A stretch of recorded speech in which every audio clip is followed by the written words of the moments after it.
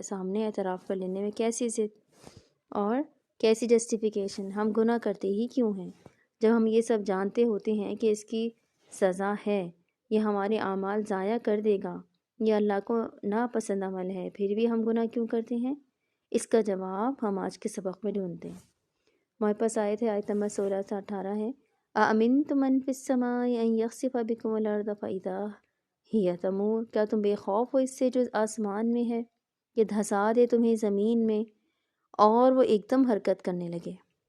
أَمْ أَمِنْتُمْ مَنْ فِي السَّمَاءِ أَنْ يُرْسِلَ عَلَيْكُمْ حَاصِبًا، یا تم بے خوف ہو اس سے جو آسمان میں ہے کہ چھوڑ دے تم پہ کنکر بھری ہوا؟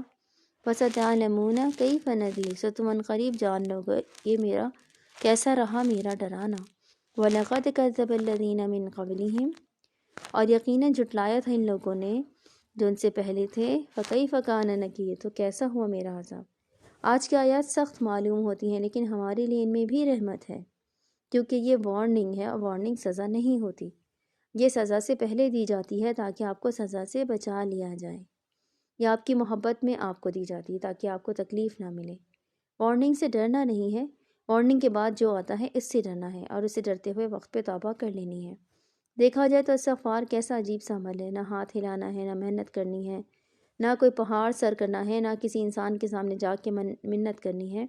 دنیا میں کسی سے کام پڑ جائے تو بہت سے پاپڑ بیلنے پڑتے ہیں، کسی سے سفارش کراؤ، اسے اچھے طریقے سے بات کرو، اس کی بات مانو، یہ کرو وہ کرو، تب جا کے لوگ آپ کا کام کرتے ہیں۔ کوئی مفت میں آپ کو فیور نہیں دیتا، اگر کوئی مفت میں آپ کو کچھ بھی دے تو کبھی مت دیں یا اس کا بدلہ دیں، کیونکہ مفت میں لی گئی چیزیں بہت بڑی زحمت بن جاتی ہیں۔ مفت میں کبھی بھی کسی کا کچھ بھی قبول نہ کریں، تحفہ بھی نہیں، اس کا بھی بدلہ دیا کریں۔ لیکن اللہ کے آگے استغفار کرنا ایسا عمل ہے جو دل میں ہی ہو جاتا ہے۔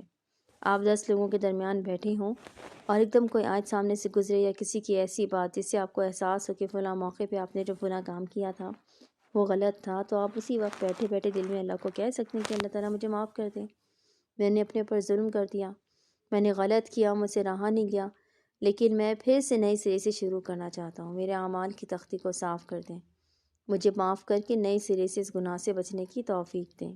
کسی کو معلوم بھی نہیں ہوگا اور آپ کے دل میں کی گئی دعا اوپر آسمان والے تک جائے گی، اور آپ دونوں کے درمیان کا مسئلہ حل ہو جائے گا، معاملہ صاف ہو جائے گا اور آپ کی بخشش ہو جائے گی۔ آپ ٹرین میں بیٹھی سفر کر رہی ہیں، ساتھ والے مسافروں کو علم ہی نہیں کہ اس انسان کے دل نے آسمانوں کا سفر چند لمحوں میں کر لیا۔ یہ ہے اللہ اور انسان کا رشتہ۔ استغفار کا بہتر طریقہ یہ ہے کہ 2 رکعت نفل پڑھیں، زبانی معافی مانگیں۔ یہاں میں صرف ایک ایسا منظر بتا رہی تھی کہ جہاں پبلک میں پھنسے ہوئے ہیں تب بھی آپ نے گھر جا کے نماز پڑھنے کا انتظار نہیں کرنا، وہیں بیٹھے بیٹھے معافی مانگ سکتی ہیں۔ اچھا، کیا گارنٹی ہے کہ معافی مل جائے گی؟ گارنٹی یہ ہے کہ اگر آپ کو موت کا فرشتہ نظر نہیں آ رہا تو معافی مل جائے گی۔ ہاں، اگر کسی انسان کا حق مارا ہے تو اس سے معافی بھی مانگنی ہوگی، لیکن جب آپ اللہ تعالیٰ سے معافی مانگیں گی تو آپ کو اس انسان سے معافی مانگنے کی ہمت بھی عطا کرے گا۔ سبق کی طرف چلتے ہیں۔ أَأَمِنْتُمْ مَنْ فِي السَّمَاءِ، کیا تم بے خوف ہو اس سے جو آسمان میں ہے، أَنْ يَخْسِفَ بِكُمُ الْأَرْضَ فَإِذَا هِيَ تَمُورُ، کہ دھسا دے تمہیں زمین میں اور وہ ایک دم حرکت کرنے لگے۔ اچھا، میں اس آیت کو واپس کھول لیتی ہوں کیونکہ اسکرین پر تو نہیں آ رہی نا، واپس ہم اسے کھول لیتے ہیں۔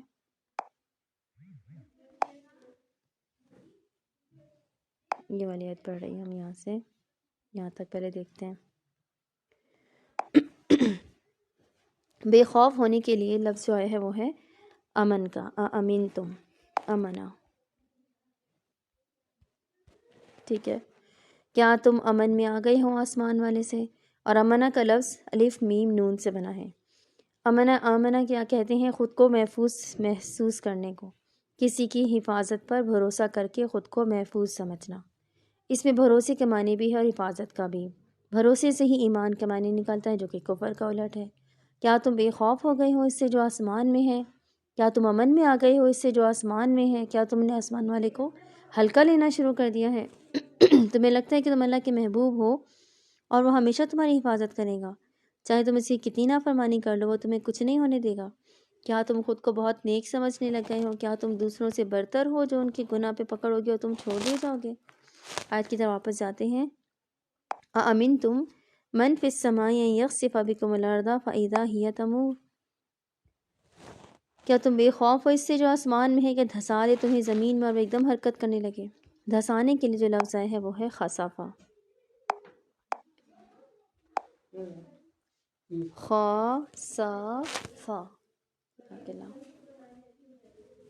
خسفا، ٹھیک ہے. خسفا کہتے ہیں پانی کا زمین میں جذب ہو کے غائب ہو جانا، کسی کا زمین میں دھس جانا، زمین کا کسی کو نگل لینا. خسفا گرن لگنے کو بھی کہتے ہیں، کسی کا حسن مان پڑ جانا. اور خسفا ذلیل اور رسوا ہونے کو بھی کہتے ہیں، اور خسفا بھوک ہونے کو بھی کہتے ہیں، بھوکے ہونے کو. ہم سب جانتے ہیں کہ اللہ تعالیٰ گناہ گاروں کو ایک ہی حلے میں زمین میں نہیں دھساتا. ہماری امت کو ایک ساتھ سزا نہیں ملے گی، ہمیں انفرادی سزائیں ملیں گی اور انفرادی تنبیہ ملے گی. آپ نے اپنے ارد گرد کسی گناہ گار کو زمین میں دھستے تو نہیں دیکھا ہوگا. زلزلے اور ایکسیڈنٹ الگ چیزیں ہیں، ان میں نیک اور بد سب مرتے ہیں، اور ان میں مرنے والوں کو جج نہیں کرنا چاہیے. اس لیے ہم خسفا کا دوسرے معنی لیں گے. یہ زمین میں دھسنا فرش کے پھٹ جانے سے اندر چلے جانا نہیں ہے، یہ ہے ذلت، رسوائی، گرہن لگنا، بھوکا ہونا. اس سب کا الٹ کیا ہے؟ اچھا یاد ہے نا ہمارا اولین سبق کی چیزیں اپنی الٹ سے پہچانی جاتی ہیں.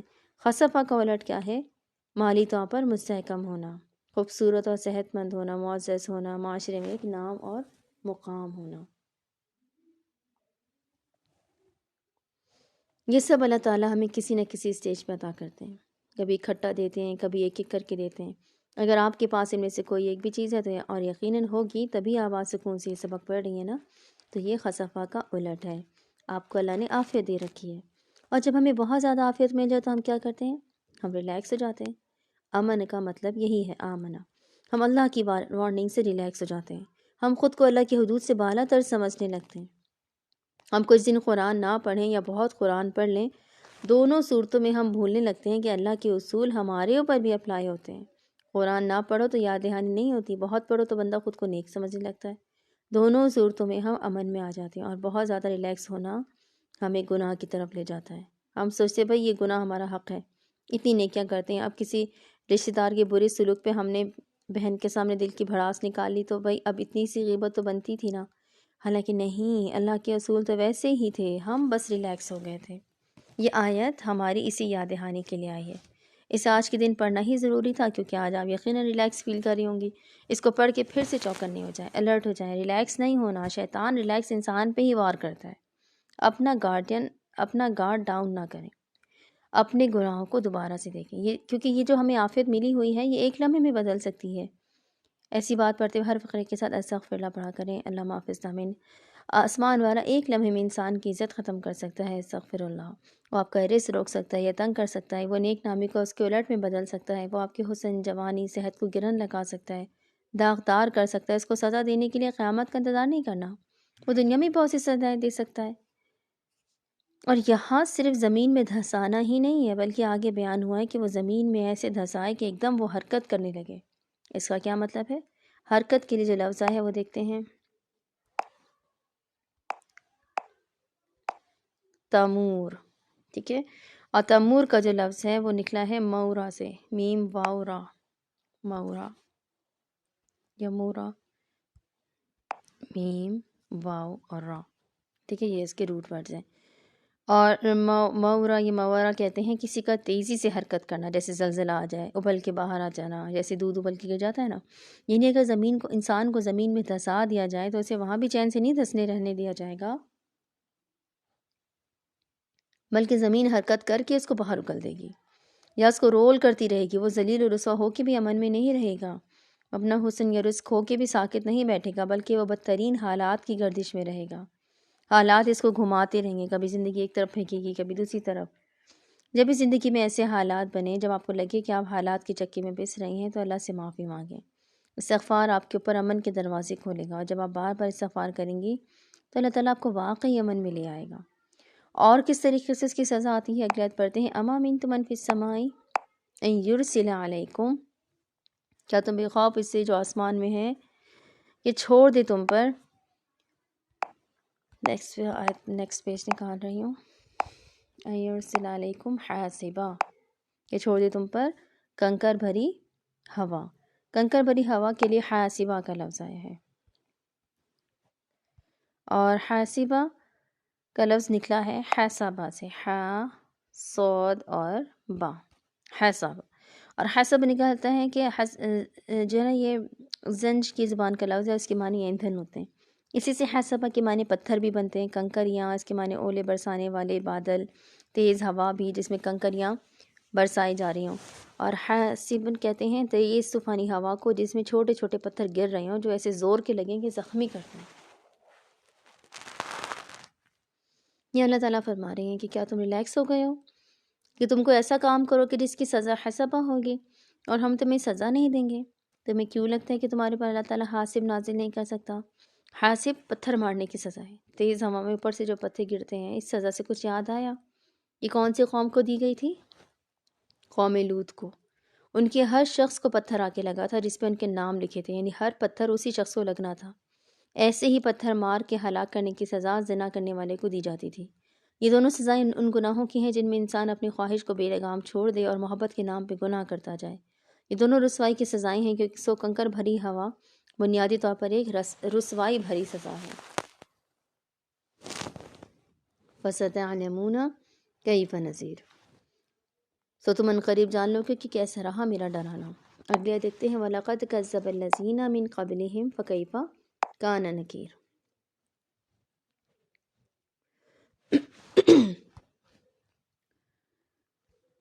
اور یقیناً جھٹلایا تھا ان لوگوں نے جو ان سے پہلے تھے، سو کیسا ہوا میرا عذاب۔ عنقریب ہم میں سے ہر شخص جان لے گا کہ اللہ کا ڈراوا کیسا ہوتا ہے۔ ہم بار بار اسے بھول جاتے ہیں، ہم دنیا میں مگن ہو کے اللہ کو بھی بھول جاتے ہیں، اور جب بہت زیادہ نیکیاں کر لیں تب بھی ہم خود کو اسپیشل سمجھنے لگتے ہیں۔ ہمیں لگتا ہے کہ حسبہ یا خسفہ ہمارے لیے نہیں ہے، وہ کسی اور کے لیے ہوگا لیکن ہمارے لیے نہیں ہے۔ ایسے ہم ریلیکس ہو جاتے ہیں، لیکن پھر اللہ کی طرف سے ہمیں ایک جھٹکا ملتا ہے۔ یہ جھٹکا بہت برا ہوتا ہے کیونکہ اسے وارننگ ہوتا ہے، لیکن یہ آپ کی زندگی کو ایک دم تلپٹ کر دیتا ہے۔ بہتر ہے کہ اس جھٹکے سے پہلے ہی کوئی سامنے آ جائے، کوئی نصیحت کر دے، کوئی روک دے اور ہم رک جائیں۔ بہتر ہے کہ اللہ تعالیٰ کو ہمیں جھنجھوڑنے کے لیے جھٹکا نہ بھیجنا پڑے، بلکہ وہ ہمیں آیات دکھا کے ہی توبہ کرنے کی توفیق دے دے۔ اسی لیے جیسے ہی ایسی آیت آیا کرے فوراً سے توبہ کیا کریں تاکہ جھٹکا نہ آئے، کیونکہ جھٹکا آتا ہے تو وہ سب کچھ ہلا کے رکھ دیتا ہے۔ اور جو لوگ اللہ کی آیات میں نہیں سنبھلتے ان کے لیے عذاب آتا ہے، جیسے کہ پہلو پہ آیا تھا۔ ہم سمجھتے ہیں وہ بہت گناہ گار لوگ تھے، وہ ہم جیسے نہیں تھے، وہ ایک دم مکمل ہی ایول تھے، ان کے جذبات احساسات نہیں تھے، وہ پتھر دل تھے، اسی لیے ان کی بستیاں ملیاں میٹ ہو گئیں۔ لیکن وہ بھی تو ہمارے جیسے ہی انسان تھے نا، وہ بھی روتے تھے، وہ بھی پریشان ہوتے تھے، ان کو بھی روزگار کے مسئلے تھے، ان کے بھی گھروں میں مسئلے تھے، کچھ ان میں بچے تھے، کچھ بوڑھے تھے، لیکن جب عذاب آتا ہے تو سب کو لپیٹ میں لے لیتا ہے، کیونکہ ان سب نے نافرمانی کی ہوتی ہے، جو وہ سب اللہ کے نافرمان ہوتے ہیں۔ ہم لوگ اگر اللہ کی نافرمانی کریں گے تو ہمیں کہیں پناہ نہیں ملے گی۔ یہ آیات آئی ہی اس لیے ہیں کہ ہم نے کوئی نافرمانی کی ہوگی، اور اگر آپ کو سوچنے سے بھی کوئی نافرمانی یاد نہیں آ رہی تو جانماز بچھائیں، 2 نفل پڑھیں، اللہ سے دعا کریں کہ وہ آپ کے وہ گناہ بھی معاف فرما دے جو آپ کو یاد نہیں ہے۔ ہم یہ طویل زندگی اللہ کے بغیر تو نہیں گزار سکتے نا۔ اللہ تعالیٰ ہمارا واحد دوست اور مددگار ہے، باقی سب رشتے تو فانی ہیں، سب کے اندر غرض و مطلب شامل ہے، سب لوگ خود کو اوپر رکھتے ہیں اور آپ کو نیچے، سوائے اللہ کے۔ اس کی ذات آپ سے بے نیاز ہے، اس کو فرق نہیں پڑتا کہ آپ کیا کریں اور کیا نہ کریں، لیکن وہ آپ کے لیے آپ کی بھلائی چاہتا ہے، وہ آپ کے لیے بہترین چیز چاہتا ہے۔ دنیا والے ایسے نہیں کرتے، وہ پہلے اپنا فائدہ دیکھتے ہیں وہ دیکھتے ہیں کہ ان کا مفاد کس میں ہے، وہ خود کو اوپر رکھتے ہیں، اور رکھنا بھی چاہیے۔ کوئی بھی آپ کو اوپر رکھ کے فیصلہ نہیں کرے گا۔ مثلاً دو دوستوں کو کہیں جانا ہے تو دونوں وہ پلان تجویز کریں گے جن میں ان کو خود آسانی ہوگی۔ آپ کسی سے مشورہ بھی مانگیں تو وہ اپنا مفاد اور نقصان دیکھ کے مشورہ دے رہا ہوتا ہے، لیکن اللہ تعالیٰ ایسا نہیں کرتے، وہ آپ کو نصیحت کرتے ہیں آپ کے بہترین مفاد کے لحاظ سے۔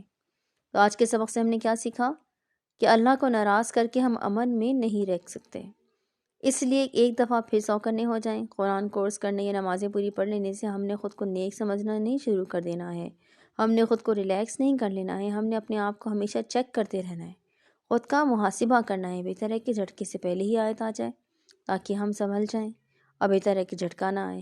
استغفر اللہ ربی۔ ٹھیک ہے، ہماری آج کی آیت یہیں پر ختم ہوتی ہیں۔ ابھی ہمارے پاس ایسے 10 منٹ ہیں، لیکن جو اگلی آیت ہے نا فائزہ، اس کو ایک ساتھ نہیں پڑھیں گے تو پھر وہ بات نہیں رہے گی، تو ایسا کرتے ہیں نا کہ ہم اگلی آیت کو نیکسٹ کلاس میں کر لیں گے کور، ٹھیک ہے؟ اب دعا پڑھ لیتے ہیں۔ سبحانک اللہم و بحمدک،